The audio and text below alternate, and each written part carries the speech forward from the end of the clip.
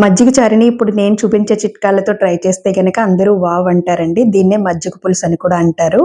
ముందుగా ఇక్కడ నేను హాఫ్ లీటర్ పెరుగు తీసుకొని, చిన్న గ్లాసుడు వాటర్ యాడ్ చేసుకొని, కవ్వంతోటి ఇలా అంటే మరి పల్చగా, చిక్కగా కాకుండా ఈ కన్సిస్టెన్సీలో కలిపేసుకొని, ఒక టేబుల్ స్పూన్ సాల్ట్, పావు టేబుల్ స్పూన్ పసుపు వేసుకొని, ఒకసారి కలిపేసుకున్న తర్వాత 2 ఉల్లిపాయలు ఇలా కట్ చేసి పెట్టుకున్నాను. హాఫ్ ఇందులో వేసేసుకొని, మజ్జిగలో ఊరనివ్వాలి. మూత పెట్టేసుకొని పక్కన పెట్టేసుకోండి.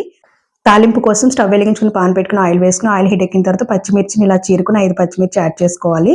తర్వాత మిగిలిన ఉల్లిపాయ ముక్కలను కూడా వేసేసుకొని మగ్గిన తర్వాత ఒక టేబుల్ స్పూన్ మినపప్పు, హాఫ్ టేబుల్ స్పూన్ ఆవాలు, జీలకర్ర, పావు టేబుల్ స్పూన్ మెంతులు వేసుకొని వేయించుకొని కరివేపాకు కూడా వేసుకొని వేగిన తర్వాత 3 ఎండుమిర్చిని వేసుకోవాలి. ఈ పోపు అంతా కూడా మనం ముందుగా ప్రిపేర్ చేసి పెట్టుకుని మజ్జిగలో వేసేసుకొని ఇలా మీరు చేత్తోటి బాగా స్మాష్ చేసుకుంటే చాలా టేస్టీగా ఉంటుంది. తిన్న వాళ్ళు ఎవరైనా సరే సూపర్ అనాల్సిందే. మీరు కూడా ఈ మజ్జిగ పులుసుని మీ ఇంట్లో ట్రై చేయండి. ఈ రెసిపీ మీకు నచ్చితే కనుక ప్లీజ్ లైక్ చేయండి.